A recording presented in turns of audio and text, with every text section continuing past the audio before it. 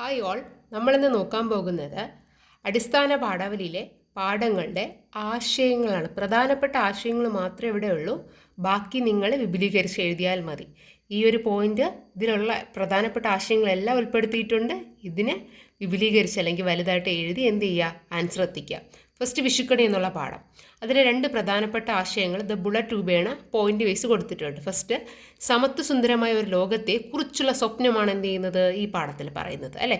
സമത്വം, എല്ലാവരെയും ഒരുപോലെ കാണാൻ കഴിയുന്നതിനാണ് സമത്വം എന്ന് പറയുന്നത്, അല്ലെങ്കിൽ എല്ലാവരെയും ഒരുപോലെ എന്നാണ് സമത്വം. അപ്പോൾ അങ്ങനെ ഒരു മനോഹരമായിട്ടുള്ളൊരു ലോകം ഉണ്ടാവുക എന്നുള്ള ഒരു സ്വപ്നമാണ് എന്ത് ചെയ്യുന്നത് ഫസ്റ്റ് ഇതിലുള്ള ആശയം. രണ്ടാമത്, സാമൂഹിക അസമത്വത്തിനെതിരായ വിമർശനം. സമൂഹത്തിൽ അസമത്വം ഉണ്ടല്ലോ, പണക്കാരനും പാവപ്പെട്ടനും തമ്മിലുള്ള ഒരു അന്തരം അല്ലെങ്കിൽ വേർതിരിവുണ്ട്. അതിനെ വിമർശിക്കുന്നതും ചെയ്യുന്നുണ്ട്, അല്ലേ? അവിടെ അങ്ങനെ എന്ത് ചെയ്യുന്നുണ്ട്, വിമർശിക്കുകയും നമ്മുടെ ഈ പാഠത്തിലൂടെ ചെയ്യുന്നുണ്ട്. മറ്റാശയങ്ങൾ, ഇരുട്ടും വെളിച്ചവും തമ്മിലുള്ള വൈരുദ്ധ്യം. ഇരുട്ടും വെളിച്ചവും തമ്മിലുള്ള വൈരുദ്ധ്യം എന്നിവിടെ കാണിച്ചിരിക്കുന്നത് കുട്ടി എന്ത് ചെയ്യുവാണ്, നോക്കുന്ന സമയത്ത് പാവപ്പെട്ട അല്ലെങ്കിൽ ആ ഗ്രാമത്തിലോട് നോക്കുമ്പോൾ അവിടെ എന്തില്ല, വെളിച്ചമില്ല, അല്ലേ? അത് തമ്മിലുള്ള വൈരുദ്ധ്യം, വ്യത്യാസം, പണക്കാരനെയും പാവപ്പെട്ടനും തമ്മിലുള്ള വ്യത്യാസത്തെ കാണിക്കുന്നു. അടുത്തത്, സമ്പത്തിൻ്റെ കാപട്യത്തിനെതിരായ വിമർശനം. സമ്പത്ത് ഉള്ള ആൾക്കാർ എന്ത് ചെയ്യും, കുറേ കാര്യങ്ങൾ ചെയ്യുന്നതായിട്ട് നമ്മളുടെ പാഠത്തിൽ പറയുന്നുണ്ട്. അടുത്തത്, കാർഷിക സമൃദ്ധിയുടെയും അധ്വാനത്തിൻ്റെയും പശ്ചാത്തലമാണ് അടുത്ത പോയിന്റ്. അടുത്തത്, കുട്ടിയുടെ അസംതൃപ്തിയും പ്രത്യാശയും. അല്ലേ, എൻ്റെ കൂട്ടുകാർ അവിടെ എന്ത് ചെയ്യുവാണ്, വെളിച്ചമില്ലാതെ കിടക്കുമ്പോൾ എനിക്കിവിടെ വെളിച്ചമുണ്ട്.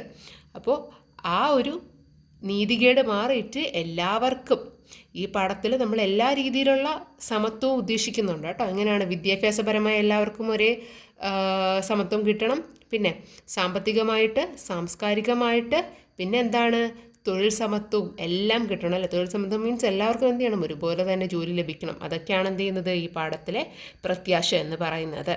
ഓക്കെ, അപ്പോൾ ഇത്രയും പോയിന്റ്സ് ആണ്. എന്തെങ്കിലും ചോദിച്ചു കഴിഞ്ഞാൽ ഇതിനെ വിപുലീകരിച്ച് എഴുതിയാൽ മതി. എന്തെങ്കിലും ഡൗട്ട്സ് ഉണ്ടെങ്കിൽ കമൻറ്റ് ബോക്സിൽ അറിയിച്ചാൽ മതി.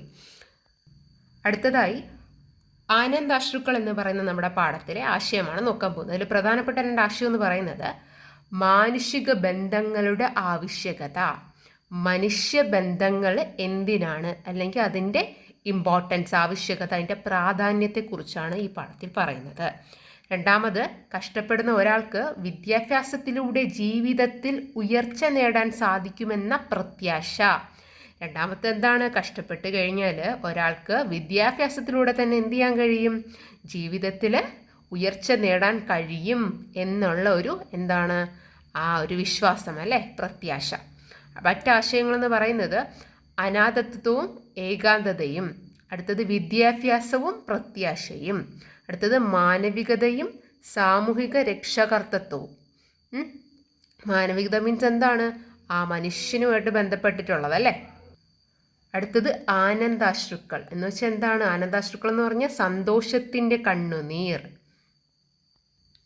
അടുത്ത പാഠമാണ് കെത്തളു.